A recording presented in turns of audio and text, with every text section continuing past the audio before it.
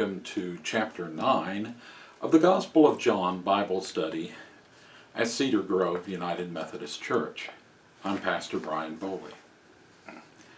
Today we will be talking about, as I say, Chapter 9. Now things are beginning to move along. So far we have had 5 of the 7 signs that Jesus is the Messiah, Jesus is the Son of God. First, in chapter 2, we had the wedding in Cana, where Jesus turned the water into wine.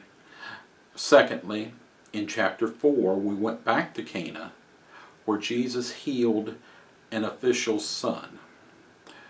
Third, in chapter 5, Jesus healed the paralyzed man at the pool of Bethesda. Fourth, in chapter 6, he fed the 5,000, and in the same chapter, he walked on water. Today, he's going to heal a blind man, here in chapter 9. This will leave us with only one of the signs left, the raising of Lazarus, in chapter 11. As he was passing by, he saw a man blind from birth. His disciples questioned him, "Rabbi, who sinned, this man or his parents, that he was born blind?" "Neither this man nor his parents sinned," Jesus answered. "This came about so that God's works might be displayed in him. We must do the works of him who sent me while it is day. Night is coming when no one can work. As long as I am in the world, I am the light of the world." After he said these things, he spit on the ground, made some mud from the saliva, and spread the mud on his eyes. "Go," he told him, "wash in the pool of Siloam," which means sent. So he left, washed, and came back seeing. His neighbors and those who formerly had seen him as a beggar said, "Isn't this the man who sat begging?" Some said, "He's the one." "No," others were saying, "but he looks like him." He kept saying, "I'm the one." Therefore they asked him, "Then how were your eyes opened?" He answered, "The man called Jesus made mud, spread it on my eyes, and told me, 'Go to Siloam and wash.' So I went and washed, and I received my sight." "Where is he?" they asked. "I don't know," he said. They brought the man who used to be blind to the Pharisees. The day that Jesus made the mud and opened his eyes was a Sabbath. So again the Pharisees asked him how he received his sight. "He put mud on my eyes," he told them. "I washed, and I can see." Therefore some of the Pharisees said, "This man is not from God, for he doesn't keep the Sabbath." But others were saying, "How can a sinful man perform such signs?" And there was a division among them. Again they asked the blind man, "What do you say about him, since he opened your eyes?" "He's a prophet," he said. The Jews did not believe this about him, that he was blind and received sight, until they summoned the parents of the one who had received his sight. They asked him, "Is this your son, the one you say was born blind? How then does he now see?" "We know this is our son, and that he was born blind," his parents answered. "But we don't know how he now sees, and we don't know who opened his eyes. Ask him. He's of age. He will speak for himself." His parents said these things because they were afraid of the Jews, since the Jews had already agreed that if anyone confessed him as Messiah, he would be banned from the synagogue. This is why his parents said, "He's of age. Ask him." So a second time, they summoned the man who had been blind and told him, "Give glory to God. We know that this man is a sinner." He answered, "Whether or not he's a sinner, I don't know. One thing I do know, I was blind and now I can see." Then they asked him, "What did he do to you? How did he open your eyes?" "I already told you," he said. "You didn't listen." "Why do you want to hear it again? You don't want to become his disciples too, do you?" They ridiculed him. "You're that man's disciple, but we're Moses' disciples." We know that God has spoken to Moses, but this man, we don't know where he's from." "This is an amazing thing," the man told them. "You don't know where he is from, yet he opened my eyes. We know that God doesn't listen to sinners, but if anyone is God-fearing and does his will, he listens to him. Throughout history, no one has ever heard of someone opening the eyes of a person born blind. If this man were not from God, he wouldn't be able to do anything." "You were born entirely in sin," they replied. "And are you trying to teach us?" Then they threw him out. When Jesus heard they had thrown the man out, he found him and asked, "Do you believe in the Son of Man?" "Who is he, sir, that I may believe in him?" he asked. Jesus answered, "You have seen him. In fact, he is the one speaking with you." "I believe, Lord," he said, and he worshipped him. Jesus said, "I came into this world for judgment, in order that those who do not see will see, and those who do see will become blind." Some of the Pharisees who were with him heard these things and asked him, "We aren't blind too, are we?" "If you were blind," Jesus told them, "you wouldn't have sin. But now that you say, 'We see,' your sin remains." And this is the word of God for the people of God. Thanks be to God. This reading has come from the Holman Christian Standard Bible. Let's go back to the beginning. There's a man who's been blind from birth, congenitally blind. His disciples ask him a question which gets us into an idea which was prevalent then and actually was common up to very recently in America. The disciples asked, "Rabbi, who sinned, this man or his parents, that he was born blind?" You see, the disciples believed that all bad things are caused by sin. Now, they believe that sin leads to disability, and sin causes bad outcomes and suffering. But you know, Jesus had suffering. He went into the wilderness to be tested by arguing with Satan. He was hungry. He didn't eat for 40 days. Jesus also suffered on the cross. He was beaten, he was whipped, and then he died on the cross, and yet he was sinless. So there's a little logical disconnect here. Not all bad things are caused by sin. Some bad things are caused by sin. Well, Jesus says neither this man nor his parents sinned. So this came about so that God's works might be displayed in him. Sometimes God, you see, has a purpose in the sufferings we undergo to teach us valuable lessons. It says we have to do the works of him who sent me while it's day.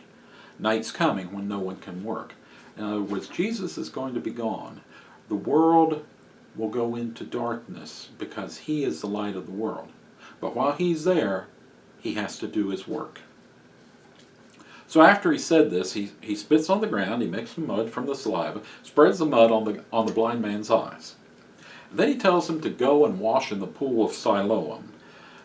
The word means sent. So the guy leaves, he washed, and he came back seeing. Now, a couple things about this. First of all, the pool of Siloam is one of those archaeological things that nobody could find until it was discovered in 2005, just where it should be. Once again, the Bible is accurate. Secondly, it takes us back to an episode back in 2 Kings where Elijah, the prophet, tells Naaman, who was a general from Damascus and who had leprosy, to wash 7 times in the Jordan River. Now Naaman resists, but eventually his servant convinces him to wash in the Jordan. He is sent to wash. Well, back to this story.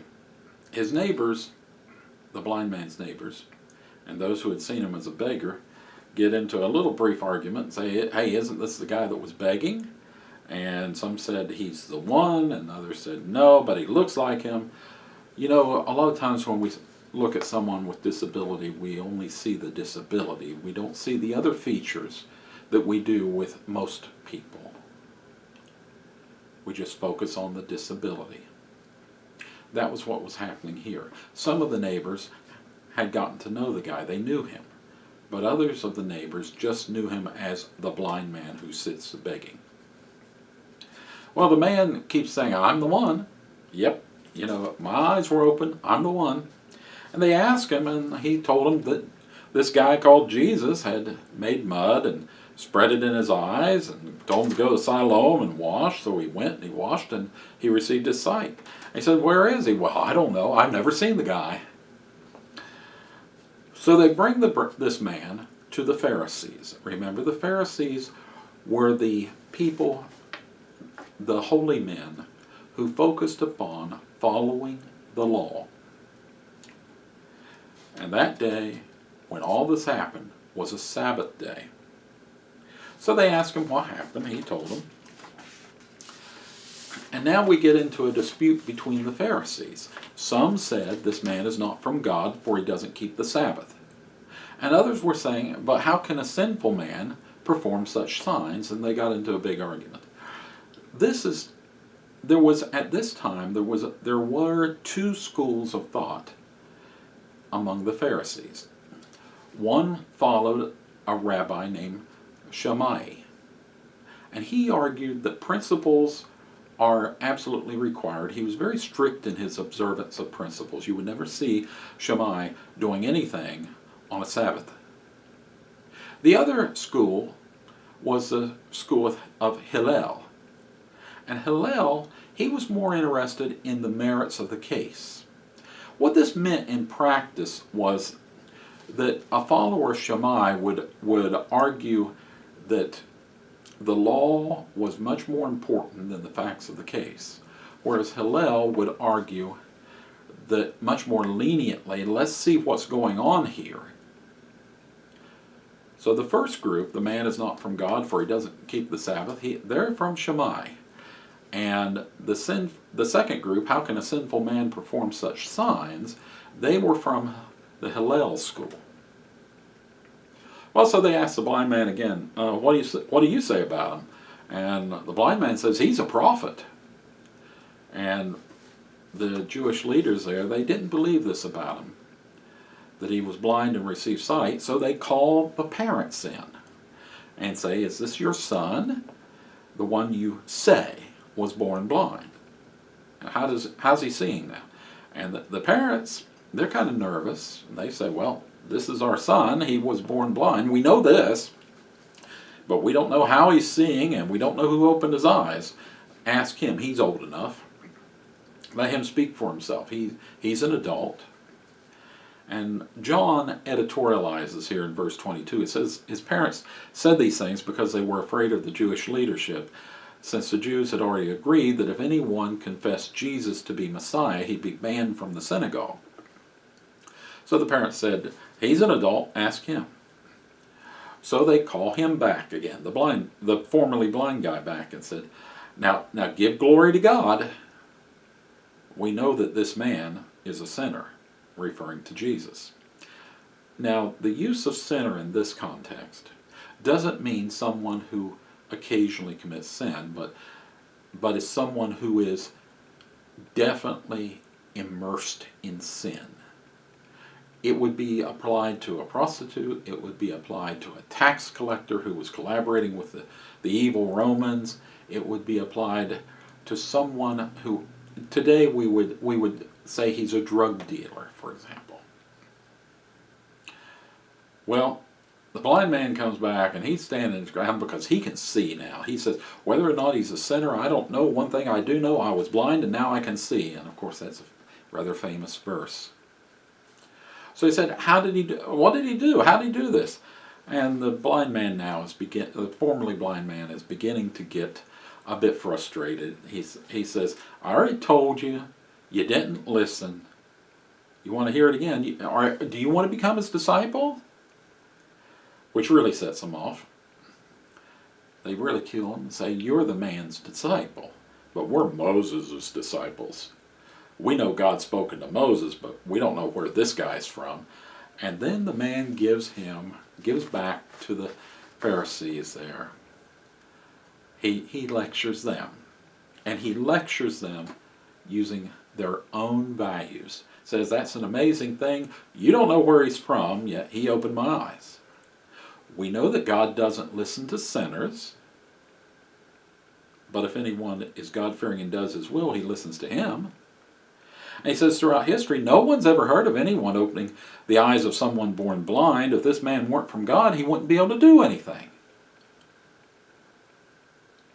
Which, of course, gets them very upset. It can be very hurtful to argue with someone by using their own logic against them.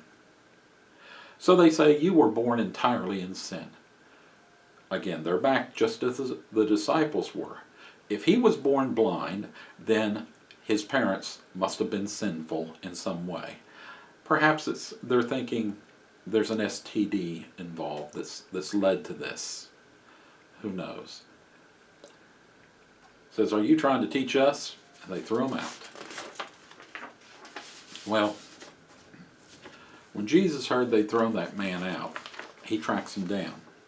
And he asks, do you believe in the Son of Man? Remember, Son of Man is that reference from Daniel and from Ezekiel about the great, powerful, messianic figure. And now this guy answers in a wonderful way. He says, who is he, sir, that I may believe in him? And Jesus says, you've seen him. In fact, he's the one speaking to you. And the guy says, I believe, Lord, and he worships him. And then Jesus says, I came into this world for judgment, so that those who don't see will see, and those who do see will become blind. And this irritates some of the Pharisees who are standing there listening and say, we're not blind too, are we? And Jesus says, if you were blind, you wouldn't have sin, but now that you say, we see, your sin remains. You know, there are two ways to approach learning and argument in this world. Way one is the way of the arrogant mindset. That's where you say, A is true, B is not true. And furthermore, A is true because of this and this and this and this and this. And B is false because of this and this and this and this. In other words, you go into the argument having a definite answer. A is true, B is false. If you will, this is a Shammai school. The other way is the learning mindset. You go into the argument saying, I think that A is true because of this and this and this, and I think that B is false because this and this and this. But you know, B might also be true. Let's reason together. You tell me why you think B is true, I'll tell you why I think A is true. And you can tell me why A is false, and I'll try to tell you why I think B is false. And let's reason together and see if we can come up with an answer that is better than either of the answers we had before. We will reason together. Let's reason together and find truth. And this is kind of the school of Hillel. A study recently showed that people who go into an argument trying to prove the truthness of their initial position are less effective than people who go in with a preliminary position, but they're willing to accept the possibility that B is true and A is false, or the real answer is somewhere in the middle, and they're looking to find more information to get to truth rather than to prove their side. A lot of what's going on in our nation is because a lot of people prefer to follow the arrogant mindset, the school of Shammai, rather than the school of Hillel, the learning mindset. Well, our next chapter is chapter 10, and we'll be halfway through. I hope you'll join us.